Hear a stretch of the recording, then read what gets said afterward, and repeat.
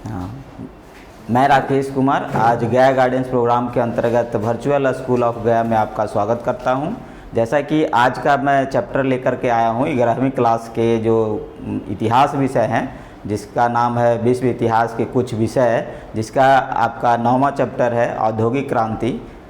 वह अनुभाग लास्ट अनुभाग के अंतर्गत आता है। इस अनुभाग का नाम है आधुनिकता की ओर, और इसमें आपको मैंने पहले भाग में बताया है कि किस तरह से ब्रिटेन में औद्योगिक क्रांति हुई और उसका क्या परिणाम निकला और कौन कौन से भागों ने किन किन क्षेत्रों में ज़्यादातर विकास हुए जिसके कारण औद्योगिक क्रांति सफल हुआ।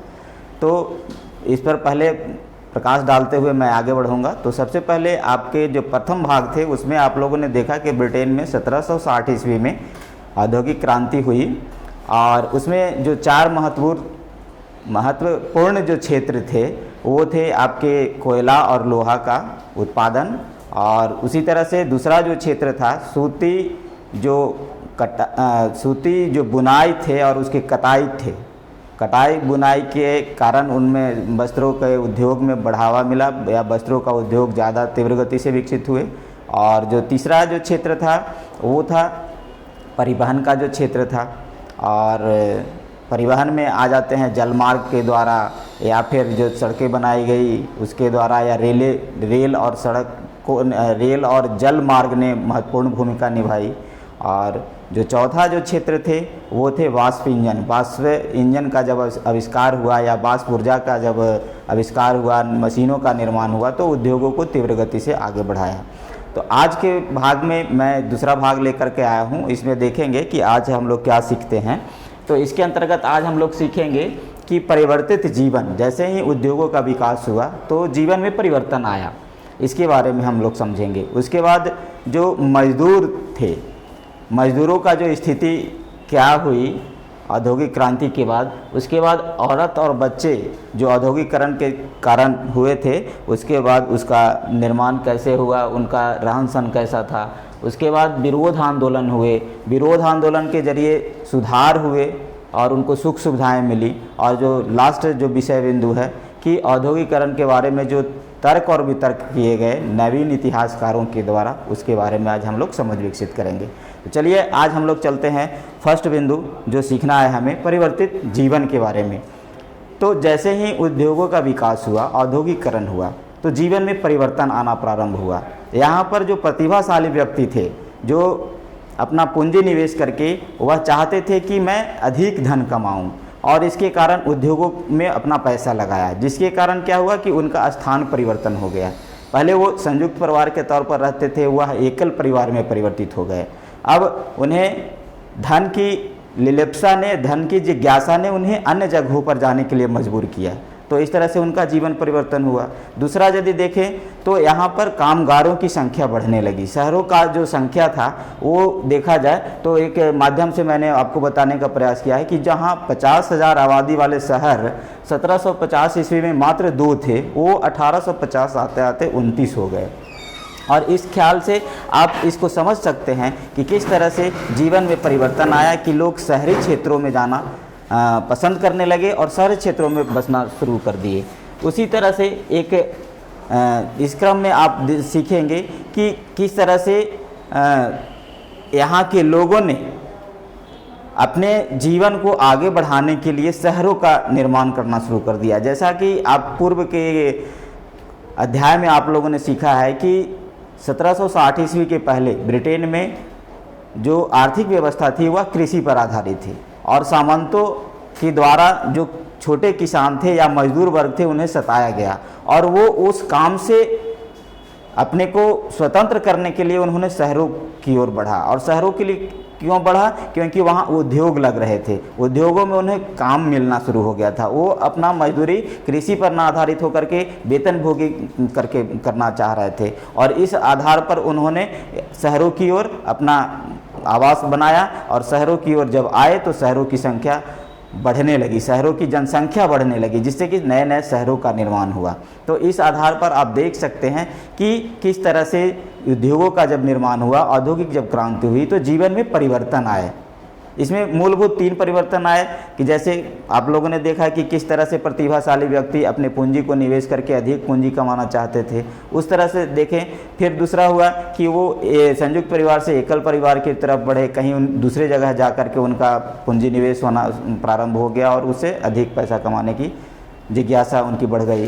फिर तीसरा देखें तो उसमें देखते हैं कि जो निम्न कैटेगरी के थे, जो मजदूर वर्ग के थे, मध्यम वर्गीय लोग थे, उन्होंने शहरों की ओर अपना आवास बनाना शुरू किया, शहरों में उन्हें काम मिलना शुरू हो गया, तो शहरों की जनसंख्या बढ़ने लगी और इस तरह से शहरों का निर्माण हुआ। तो इस तरह से जीवन का परिवर्तन संभव हुआ।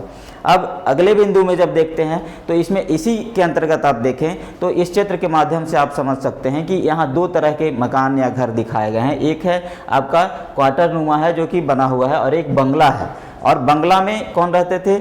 जो अधिक धन संपन्न लोग थे वो बंगला में रहते थे। क्यों रहते थे? क्योंकि जो शहर का निर्माण हुआ था वहाँ पर अब ज़्यादातर संख्या बढ़ने लगी थी, वहाँ सुख सुविधाओं की कमी होने लगी थी। इसलिए जो संपत्ति वाले लोग थे, जो अमीर कहलाते थे या फिर जो पूंजीपति लोग थे, वो अपना एक नगरों से दूर स्वच्छ वातावरण में रहना पसंद किया और वो अपना एक उपनगर बसाया, जहाँ पर कि उन्होंने बंगला का निर्माण करके अपना आवास स्थापित किया। उसी तरह से देखेंगे वहाँ जो काम करने वाले लोग थे, जो मध्यम वर्गीय लोग थे, जो वेतनभोगी लोग थे, उनके लिए क्वार्टर का निर्माण किया गया। तो इस तरह से इसमें भी आप समझ सकते हैं कि किस तरह से जीवन में परिवर्तन आया। फिर एक कविता के माध्यम से एक हैं हमारे एडवर्ड कारपेंटर साहब ने 1881 के आसपास इन्होंने एक कविता की रचना की, जिसमें जो यहाँ की स्थिति देखी, नगरों का स्थिति, शहरों का जो स्थिति देखा, तो उन्होंने बड़े बड़े चिमनियों को देखा, फिर यहाँ ज़्यादातर अस्त व्यस्त लोगों को देखा, फिर यहाँ जो रहने वाले की जो रहन सहन थे जो निम्न स्तर का था या फिर उनकी स्थिति बहुत दयनीय थी या कहा जाए कि खराब था और बहुत ही गंदे जगहों पर रहते थे, तो उनको देख करके उन्हें यह जो स्थान लगा वो नरक जैसा लगा। और उन्होंने इस कविता के माध्यम से बताने का प्रयास किया कि जैसे जैसे औद्योगिकरण हो रहे हैं तो शहरों का तीव्र गति से विकास हो रहा है, लेकिन जो मानव के जो मूलभूत आवश्यकताएं हैं उनको प्राप्त करने के लिए लोगों में एक होड़ मच गई है, और होड़ मचने के कारण यहाँ पर वायु प्रदूषण हो रहे हैं, जल प्रदूषण हो रहे हैं, और इसको लोग ध्यान नहीं दे रहा है। तो इस स्थिति में यह नरक की स्थिति में बनता जा रहा है, और इन्होंने नरक के समान इसको माना और संज्ञा दी,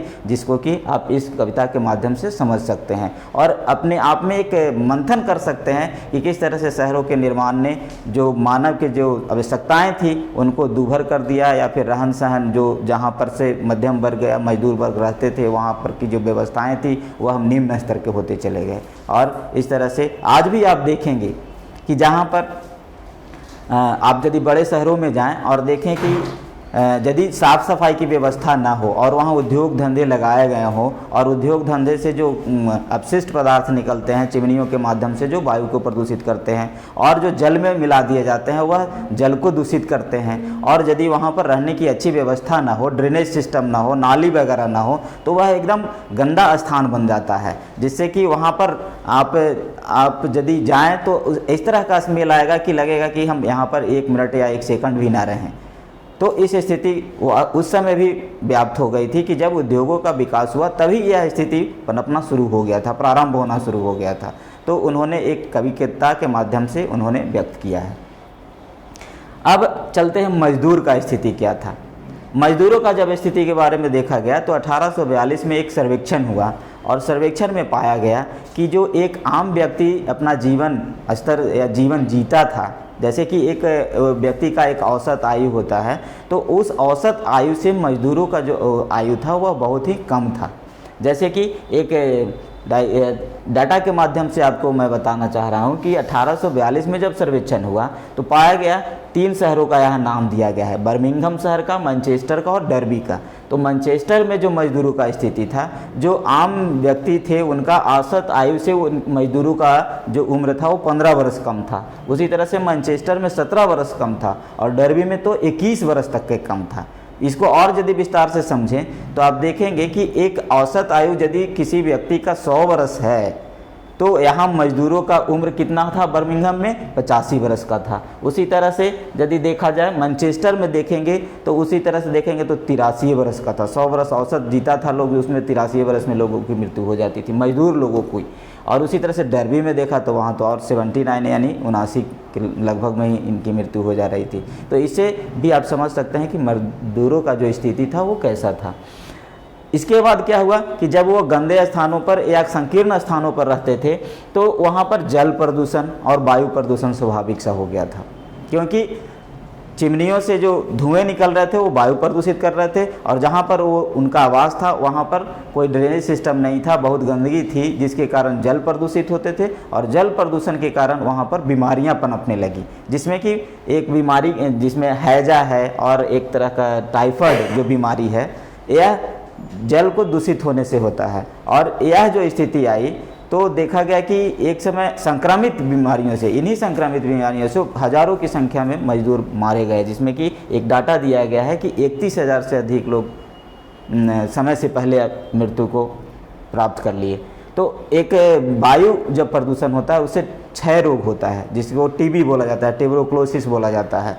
तो इन संक्रमित बीमारियों के कारण जो निम्न स्तर के जो लोग थे, जो मजदूरी करते थे अपना जीवन बसर करने के लिए, जीवन निर्वहन के लिए मजदूरी करते थे, तो वो लोग अपने आप जीवन को सही ढंग से नहीं जी पा रहे थे और उन्हें अन्य संक्रमित बीमारियों का सामना करना पड़ रहा था और समय से पहले उनकी मृत्यु हो जा रही थी, उनकी औसत आयु बहुत कम हो गई थी। अगला बिंदु है आपका कि औरत, बच्चे और औद्योगिकरण। यहाँ 3 बिंदु आया है, औरत, बच्चे और औद्योगिकरण। तो यहाँ पर आप देख सकते हैं, हाँ मेरी बातों को पहले आप सुने। औद्योगिकरण जब हुआ तो जो प्रतिभाशाली व्यक्ति थे अपनी पूंजी को बढ़ाने के लिए उद्योगों में पूंजी निवेश किया, तो उनकी जो जिज्ञासा थी कि ज़्यादा से ज़्यादा धन कमाया जाए, और उस परिस्थिति में उन्होंने औरत और बच्चे को उद्योगों में काम में लगाया। और ऐसा इसलिए किया क्योंकि उन्हें कम मजदूरी देना पड़ता था। और क्या होता था, क्योंकि बच्चा और औरत जो होती थी, जो मजदूरी तो करती थी, लेकिन उनका समय समय पर जो विरोध होना चाहिए था, शोषण के जब शिकार होती थी तो वो विरोध नहीं कर पाती थी और उन्हें कम पैसा देना पड़ता था पूंजीपतियों को, उद्योगपतियों को। इसलिए किन्होंने उद्योगपतियों ने औरत और बच्चों को उद्योगों में लगाया। यहाँ तक देखा जाए वस्त्र के जो उद्योग थे वहाँ पर औरतों को लगाया जाता था, और खननों में भी जहाँ से खनिज को निकाला जाता था वहाँ पर बच्चे को लगाया जाता था। आप इससे भी देखें तो औद्योगिकरण ने औरत और बच्चे की जो स्थिति थी, वहाँ जो मध्यम वर्ग के लोग थे, जो जिनकी संख्या अधिक थी शहरों में, वो ज़्यादातर शोषण के शिकार हो रहे थे, और इन्हें एक शोषण के द्वारा इनको पारिश्रमिक जो था बहुत कम दिया जाता था। और ऐसा इसलिए होता था क्योंकि पुरुष वर्ग जो थे, जो मजदूरी करते थे, उन्हें बहुत कम वेतन मिलता था, और वह भी अपने आप में विवश थे अपने बच्चों और औरतों को काम करने के लिए, भेजने के लिए उद्योगों में वह विवश थे, क्योंकि उनके पास कम पैसा का आमदनी का स्रोत था। तो उन्होंने बच्चों और औरतों को भी उद्योगों में लगा दिया। तो यहाँ की इस चैप्टर के अंतर्गत बताया गया है कि जब उद्योग का विकास हुआ, औद्योगिक क्रांति हुई, तो इसमें औरत और बच्चे जो थे अधिक संख्या में मतलब प्रभावित हुए, और उनको जहाँ काम नहीं करना चाहिए था खन्नों में, वहाँ पर भी लगाया गया, और औरतों को भी कठिन से कठिन परिश्रम करने के लिए उद्योगों में भेज दिया गया। एक उदाहरण से मैं आपको बताता हूँ कि एक चित्र है, देखिए इसमें कि यह एक बटन का कंपनी है जहाँ का बटन निर्माण होता था, यहाँ पर औरत को लगाया गया है। और एक 1850 ईस्वी का यह चित्र बनाया गया है, जिसमें एक और विवरण दी गई है कि एक पुरुष यदि काम करता था तो एक सप्ताह के लिए उसे 25 शिलिंग मजदूरी के तौर पर मिलती थी। शिलिंग का मतलब है एक मुद्रा की इकाई थी, जैसे कि हम लोगों के देश में मुद्रा की इकाई रुपया है, रुपया में ही हम लोग लेन देन करते हैं। जैसे किसी की मजदूरी 100 रुपया, 200 रुपया, 500 रुपया, तो उसी तरह से वहाँ पर उस समय शिलिंग चलता था। और एक सप्ताह में एक पुरुष को प्रति सप्ताह 25 शिलिंग मजदूरी दी जाती थी, वही औरत को उतना ही समय और उतना ही काम के लिए 7 शिलिंग दी जाती थी, और बच्चे को तो मात्र 1 शिलिंग दी जाती थी। जितना पुरुष काम करता था एक सप्ताह में, उसका प्रति सप्ताह जो वेतन था या मजदूरी पारिश्रमिक था वो 25 शिलिंग था। सोचिए, इस पर विचार कीजिए आप कि औरत को मात्र 7 शिलिंग दिया जाता था, उतना ही समय और उतना ही दिनों के लिए, और बच्चा को तो मात्र 1 शिलिंग दिया जाता था। तो इसमें किसका मुनाफा होता था? उद्योगपतियों का। और इस तरह से आप इस बिंदु को आप मंथन करते हुए, चिंतन करते हुए समझेंगे तो आप समझ पाएंगे कि औरत और बच्चों का क्या स्थिति था जब औद्योगिकरण हुआ। तो इन बिंदुओं से आप अपने अंदर समझ विकसित कीजिए कि जब ब्रिटेन में औद्योगिक क्रांति हुई, उद्योगों का विकास हुआ, तो उस समय औरत और बच्चों की क्या स्थिति थी। इसके माध्यम से बताया गया, इस चित्र के माध्यम से, कि संकीर्ण क्षेत्र है एक, और एक ही रूम में देखो कितने लोग यहाँ पर रह रहे हैं। मान लिया जाए कि एक रूम में रहने का जगह मान ले 2 से 4 व्यक्ति, 5 व्यक्ति, लेकिन यहाँ पर 50 की संख्या में एक ही रूम में रहते थे लोग। और इस तरह से यह जो चित्र बनाया गया था 1876 ईस्वी में चित्र बनाया गया है, और इसको बना करके आप लोग के सामने यह प्रस्तुत करने का प्रयास, दिखाने का प्रयास किया गया है कि किस तरह से लोग एक ही जगहों पर अधिक संख्या में रहते थे, जिनके कारण इन्हें संक्रमित बीमारियों का सामना करना पड़ता था, और इनके जीवन स्तर में कहा जाए तो जीवन का जो स्तर था वह निम्न कैटेगरी का था। इन्हीं सभी सुख सुविधाओं के कारण, सुख सुविधाएं से यह वंचित थे। जहाँ पे रहते थे वहाँ पर जो व्यवस्थाएं थी बहुत ही निम्न कैटेगरी की, निम्न स्तरीय थी। न साफ सफाई, साफ जल मिल पाते थे, और न साफ उन्हें वायु मिल पाता था। अब देखें, जब किसका पृष्ठभूमि तैयार हो रहा था? इसी का पृष्ठभूमि वहाँ पे तैयार हो रहा था। विरोध आंदोलन शुरू हो गए। अब विरोध आंदोलन शुरू हुए क्यों? क्योंकि अब देखते हैं समय जब बीतता जा रहा है तो यहाँ 1790 ईस्वी की चर्चा की गई है। देखिए इसमें डाटा जो दिया गया है, इसमें 1790 लिखा गया है। तो 1790 ईस्वी में जब आप देखेंगे, अध्ययन किए होंगे कि फ्रांस में क्रांति हुई 1789 ईस्वी में। तो उस समय क्या हुआ कि फ्रांस की जनता ने निरंकुश शासक को पदच्युत करने के लिए आंदोलन किया। और क्या वहाँ पर समस्या खड़ी हो गई थी? रोटी, कपड़ा और मकान का। समझ गए? अपनी जो मूलभूत आवश्यकताएं थी उन्हें वो प्राप्त नहीं हो रहा था। और राजा क्या था कि राजा अपने जो भोग विलास या कहा जाए विलासता पूर्वक अपना जीवन बसर कर रहा था, लेकिन वहाँ की जो जनता थी वह रोटी के लिए तरस रही थी, और उसी के कारण वहाँ विद्रोह हुए। यह विद्रोह की चर्चा इंग्लैंड में भी पहुँची, ब्रिटेन में भी पहुँची। तो यहाँ के लोग भी यही भावना से, यही आशा और अपेक्षा से इन्होंने किया कि यदि मैं भी ऐसा करता हूँ तो मुझे भी सुख सुविधाओं की प्राप्ति होगी। तो 1790 ईस्वी से यहाँ भी प्रारंभ हो गए आंदोलन। लेकिन आंदोलन प्रारंभ तो हुए, लेकिन यहाँ के जो उद्योगपति थे, जो उद्योगों में शामिल थे, या फिर यहाँ के शासक वर्ग थे, इसका विरोध करना शुरू कर दिया, यानी कि उसको कुचलना शुरू किया। 90 में जो घटना घटी थी उसमें जो फ्रांस में लोकतांत्रिक सामाजिक व्यवस्थाएं लाई गई थी उससे वह प्रभावित था। और 1795 ईस्वी में एक अधिनियम लाया गया, जिसके कारण उसमें लाया गया क्या कि यदि कोई सत्ता का या सरकार का विरोध करता है या लेख लिखता है तो उसको दंड दिया जाए।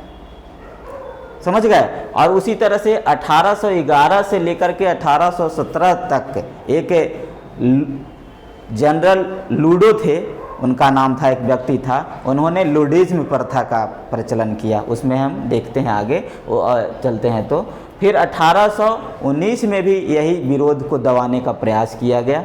और 1819 में तो यहाँ तक कि यह व्यवस्था हो गई थी कि यहाँ पर आप देखेंगे कि 1819 में 80,000 लोग विरोध के लिए एक जगह पर इकट्ठा हुए थे, जिसका नाम था सेंट पीटर्स फील्ड। और वहाँ पर सरकार ने, वहाँ की शासक वर्ग ने उनको बर्बरतापूर्वक कुचलने का प्रयास किया। और यहाँ इस तरह से उसको, जैसे कि यहाँ भारत में एक जालियांवाला बाग कांड हुआ था, उससे इसकी तुलना, या फिर एक वाटरलू फ्रांसीसी जिसमें पराजित हुए थे इंग्लैंड के से, तो वह 1815 की घटना का संज्ञा इससे दिया जाता है कि 1819 में सेम हूबहू वही हुआ कि जब 80,000 लोग विरोध करने के लिए उतरे तो उनको कुचलने का प्रयास किया गया। और इस तरह से देखा जाए तो भरसक यानी हर संभव प्रयास किया कि विरोधों को कुचला जाए, लेकिन ऐसा नहीं हो सका। क्यों नहीं हो सका? क्योंकि इनकी संख्या बढ़ती जा रही थी और इनकी संख्या को देखकर आखिरकार सत्ता को या शासक वर्ग को समझौता करना पड़ा और इनकी सुख सुविधाओं को कानूनों के जरिए सुधार किए गए। ठीक है, तो इसको हम अगले बिंदु में समझते हैं कि कानून बनाए। 1819 ईस्वी में एक कानून बनाए जिसमें कि 14 घंटा 15 घंटा जो काम किया जाता था उद्योगों में, खननों में, तो उसको एक सीमित 12 घंटा का समय दिया गया कि अब 12 घंटा से अधिक काम नहीं करना है। प्लस इसमें क्या किया गया कि 9 वर्ष से कम बच्चों को खननों में काम करने के लिए मना किया गया कि अब यहाँ पे खनन में काम नहीं कर सकते हैं जो 9 वर्ष से कम बच्चे हैं। फिर 1833 में सुधार लाए गए जिसमें कि एक फैक्ट्री इंस्पेक्टर यानी उद्योग निरीक्षक पद का एक बहाली हुआ कि जिसमें कि आप हम जो नियम बना रहे हैं, कानून बना रहे हैं, उसका निरीक्षण करो कि वो फॉलो हो रहा है कि नहीं। लेकिन हुआ क्या कि निरीक्षक को जो वेतन दिया जाता था वो बहुत ही कम था। अब कम रहने के कारण क्या हुआ कि जो निरीक्षक लोग थे वो क्या करने लगे, उद्योगपतियों से घूस या भ्रष्टाचार के माध्यम से वो उनके अधीन हो गए और जो निरीक्षण करना था वो निरीक्षण नहीं कर पाए। तो यहाँ पर यह व्यवस्था हो गई। फिर देखें तो यहाँ पर रेशम की फैक्ट्रियों पर काम पर लगाने की जो अनुमति मिलती थी या फिर बच्चों को जो वहाँ पर काम के लिए भेजा जाता था तो कठिन कामों को यहाँ पर निरीक्षण करना था, लेकिन वैसा हो नहीं पाया। फिर खान आयोग 1842 ईस्वी में बने जिसके अंतर्गत कुछ सुविधाएं दी गई। उसी तरह से मुख्यतः एक लास्ट में जो घटना घटी 1847 ईस्वी में जो आज भी देखते हैं, यह जो परिपाटी बनी उस समय से आज भी काम करने का समय एक निश्चित है, 8 घंटा काम किया जाता है। या फिर हमारे भारत के कानून में है ना कि 18 वर्ष से कम बच्चों को आप किसी भी फैक्ट्री में काम नहीं करवा सकते हो, ऐसा है। तो इसी तरह से कहाँ से हुआ, वहीं से वो जब आंदोलन हुए तो सरकारों के द्वारा, शासकों के द्वारा सुधार कानून बनाए गए और वही प्रक्रिया चलते चलते देखो कब से 12 घंटा हुआ, फिर 10 घंटा हुआ, फिर 8 घंटा हुआ। और यह जो व्यवस्थाएं लाई गई लुडीज़्म व्यवस्था के अंतर्गत लाई गई। लुडीज़्म व्यवस्था जो लाई गई उसमें जब आंदोलन हुए तो एक आवश्यकता महसूस हुई कि एक श्रम संगठन होना चाहिए और श्रम संगठन का मांग केवल हम लोग मूलभूत सुधार नहीं, उसमें हमारा यह भी मांग हो कि हमारी वेतन में भी वृद्धि हो, काम करने के समय भी निश्चित हो, हमारी जो मूलभूत आवश्यकताएं हैं उसको भी वह देखे कंपनियां, हमारे बच्चों की पढ़ाई के बारे में भी सोचे, हमारे सामाजिक स्थिति के बारे में भी सोचे। और वही श्रम संगठन के निर्माण से संभव हुआ कि जब हम श्रम संगठन बना लेंगे तो हम एक नेतृत्वकर्ता के तौर पर हम किसी भी सरकार या सत्ता पक्ष के समक्ष जा कर के मैं उनका आप लोगों का प्रतिनिधित्व करूंगा और हमारी जो मांगे हैं, आप लोगों की जो मांगे हैं वहाँ पे मैं रखूंगा। और वही लुडीज़्म व्यवस्था के कारण फिर 1847 ईस्वी में भी यह बातें आई कि अब जो निश्चित जो समय थे वह 10 घंटा हो गए। और यहाँ पर क्या किया गया कि जो 12 वर्ष से अधिक जो बच्चे थे उनको काम करने का अवसर दिया गया, लेकिन जो 12 वर्ष से कम के बच्चे थे उनको खन्नों में काम करने से वंचित कर दिया गया, वर्जित कर दिया गया, क्योंकि ऐसा करने से उनकी जो जीवन पर आघात पहुंचता था, जीवन पे चोट पहुंचता था, वह उनका कुपोषण के शिकार हो जाते थे और उनका जीवन स्तर बहुत निम्न स्तर का हो जाता था। तो इस तरह से इन सुधारों के माध्यम से फिर उनको सुख सुविधाएं मिलने लगी। अब लास्ट जो टॉपिक है कि औद्योगिक क्रांति के विषय में तर्क वितर्क किए गए। तो इस विषय के अंतर्गत समझ हम लोग को यह विकसित करना है कि इसके अंतर्गत नवीन इतिहासकारों ने देखा कि जो क्रांति का नाम दिया गया है औद्योगिक क्रांति, क्रांति का मतलब होता है कि बहुत ही तीव्र गति से या अचानक किसी भी क्षेत्र में वृद्धि या विकास हो। तो जब देखा जाए तो इंग्लैंड के इतिहास के बारे में आप देखेंगे तो 1760 के बाद ऐसा हुआ कि करीब करीब 60 वर्षों में 36 वर्ष जो था वह इंग्लैंड युद्धों में व्यस्त रहा। तो अपनी आवश्यकताओं के अनुसार तो वहाँ उद्योगों का विकास हुआ, लेकिन वहाँ क्रांति नहीं आई। आप देखेंगे, आप अध्ययन करेंगे तो यह भी पाएंगे कि 1850 के बाद जो दूसरी औद्योगिक क्रांति हुई, उसका तुलनात्मक जब अध्ययन करेंगे, और हम लोग पाते भी हैं तो अध्ययन करके, तो देखते हैं कि जो 1760 से 1820 का जो प्रथम औद्योगिक क्रांति था, तो उस दौरान जो विकास की गति थी, और वह जो 1850 से के बाद जो औद्योगिक क्रांति, दूसरी औद्योगिक क्रांति हुई, उसमें जो विकास की गति थी, वो दोनों में असमानताएं हैं। और इससे हम लोग समझते हैं कि जो क्रांति का नाम दिया गया वह रियल मायने में दूसरी औद्योगिक क्रांति को दिया जा सकता था, लेकिन उस समय आवश्यकताएं थी और आवश्यकताओं के अनुसार उद्योगों का विकास हुआ, उद्योग की आधारभूत संरचनाएं निर्मित हुई और वस्तुएं बड़े पैमाने पर और गुणवत्तापूर्ण जब निर्मित होने लगे, तो यह कहा जाने लगा कि 1760 ईस्वी में ब्रिटेन में औद्योगिक क्रांति हुई। तो इस तरह से एक और घटना को देख करके आप समझ सकते हैं कि जब 1760 में औद्योगिक क्रांति हुई, तो आप पिछले भाग में मैंने आपको बताया था कि आखिर आविष्कारक कौन थे। वो वैज्ञानिक नहीं थे, हाँ वह समाज सुधारक थे, समाज काज करने वाले लोग थे, साहित्य के क्षेत्र में काम करने वाले लोग थे, और कुछ परंपरागत व्यवसाय में संलिप्त लोग थे। उन्होंने अपनी आवश्यकताओं की पूर्ति के लिए मशीनों को बनाया। तो इस तरह से आप इस बात से समझ सकते भी हैं कि किस तरह से अपनी आवश्यकताओं की पूर्ति के लिए, और ऐसा हुआ क्यों हुआ, क्योंकि वहाँ पर अनुकूल व्यवस्थाएं थी ब्रिटेन में।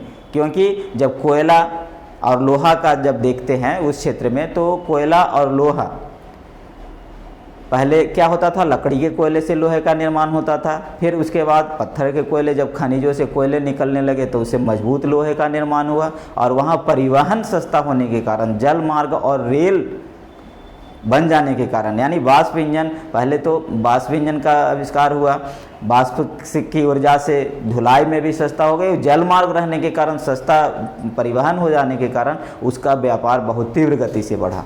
और जैसे ही लोहे का निर्माण, उत्तम क्वालिटी के उत्तम गुणवत्ता वाला जो लोहा जब निर्मित होने लगा, तो उद्योगों का जो आधारभूत संरचना था उससे निर्मित होने लगा। तो इस तरह से देखा जाए तो आवश्यकताएं की पूर्ति हुई, लेकिन बहुत तीव्र गति से विकास नहीं हुआ। इसलिए नवीन इतिहासकारों का मानना है, ऐसे भी 1820 ईस्वी तक लोग यही मानते रहे कि औद्योगिक क्रांति हुई कहाँ हुई, ब्रिटेन में हुई।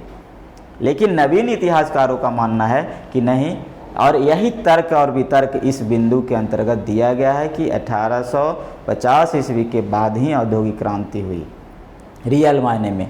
और एक और घटना हम आपको दिखाते हैं, चित्रों के माध्यम से बता रहे हैं कि यह जो घटना है 1851 ईस्वी का है, और यह बहुत ही बड़ा प्रदर्शनी लगाया गया था ब्रिटेन में। उसमें लोहे को जो इस्पात जो बने थे उसका फ्रेमिंग करके उसमें शीशा से बनाया गया था, और बहुत ही आकर्षक था। उसको देखने के लिए बहुत दूर दूर से लोग गए थे, और यही चित्र यहाँ पे दिखलाया गया है। इसके माध्यम से बताने का प्रयास किया गया है कि 1850 के दशक में यह लोगों को दिखाने का प्रयास किया गया है कि उद्योगों के विकास ने किस तरह से मानवों के जीवन को परिवर्तित किया है। और वहाँ जाने के बाद लोग आश्चर्यचकित रह गए कि उद्योगों के विकास ने, मशीनों के आविष्कार ने, मशीनों के निर्माण ने किस तरह से मानव के जीवन को परिवर्तित किया है। एक तरफ तो देखा जाए यदि पॉजिटिव सेंस में, तो वहाँ पर सुख सुविधाएं तो बढ़ाई, लेकिन निगेटिव नकारात्मक सेंस में देखें तो वहाँ पर जो व्यवस्थाएं बनी और उसको यदि लागू नहीं किया जा रहा है शहरों में, तो वह कहाँ हो जा रहा था, गंदी बस्तियों का निर्माण हो जा रहा था। क्योंकि जहाँ कम क्षेत्र में ज़्यादा लोगों का निवास होगा, या फिर वहाँ कोई सुख सुविधाएं सत्ता या कुछ सरकार के तरफ से नहीं दी जाएगी, जैसे ड्रेनेज प्रणाली, जैसे नालियों का निर्माण, स्वच्छ वातावरण के लिए उनके घरों का आवास का निर्माण, इस तरह से यदि नहीं होगा, तो नकारात्मक दृष्टिकोण से देखा जाए तो यह अच्छी बात नहीं है कि उद्योगों के विकासों ने मानव जीवन को विकसित किया। लेकिन यदि सकारात्मक दृष्टिकोण से देखा जाए तो उद्योगों के विकास ने मानव के जीवन को बहुत अच्छे तरीके से, या कहा जाए कि नई नई तकनीकों को अपना करके, नई नई खोजों से मानव जीवन को परिवर्तित किया। तो इसके माध्यम से यही समझने का प्रयास किया गया है कि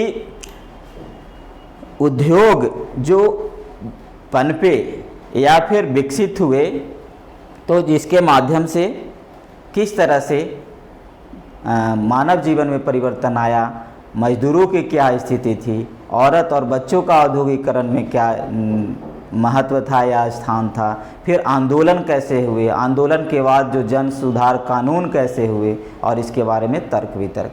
अब एक मैं आपको स्लाइड के माध्यम से इसके बारे में पूरी जानकारी एक समग्र रूप से देना चाहता हूँ। इसको आप यदि देखेंगे, यदि आता है आपके फिगर में आ रहा है तो स्क्रीनशॉट कर लीजिए, और यदि स्पष्ट नहीं आता है तो डिस्क्रिप्शन बॉक्स में जाकर के जब मैं नोट्स को डाउनलोड करूंगा तो वहां से देख करके आप बखूबी समझ सकते हैं कि औद्योगिक क्रांति का कारण क्या हुआ, ब्रिटेन से ही क्यों हुआ, परिचय क्या है, अधिक परिणाम, आर्थिक परिणाम, सामाजिक परिणाम, राजनीतिक परिणाम, वैचारिक परिणाम, औद्योगिक क्रांति में सहायक जो प्रमुख आविष्कार थे, इसको बिंदुवार एक चार्ट के माध्यम से मैं आपको बताने का प्रयास किया हूँ। यदि इस पर आप 2 मिनट 5 मिनट आप अध्ययन कर लेंगे तो यह जो मैंने आपको बताया पूरी की पूरी जानकारी इसके माध्यम से आप प्राप्त कर सकेंगे। अब इस चैप्टर के अंतर्गत मैं आप लोगों को प्रश्न और उत्तर भी दिया हूं, जो कि इस अभ्यास में जो प्रश्न पूछे गए हैं आपके किताबों में, आपके पुस्तकों में, उसका मैं उत्तर और प्रश्न दोनों दे दिया हूं। आप इसको अध्ययन करेंगे और अच्छी तरह से समझ, जब मैं जो मेरी व्याख्यान है उसको आप सुनेंगे तो आप पूरी तरह से इसको समझ पाएंगे। तो आज मैं यही शुभकामना करता हूं कि आप अच्छे रहें, स्वस्थ रहें, पढ़ें और खूब बढ़ें। ठीक है बच्चों, धन्यवाद।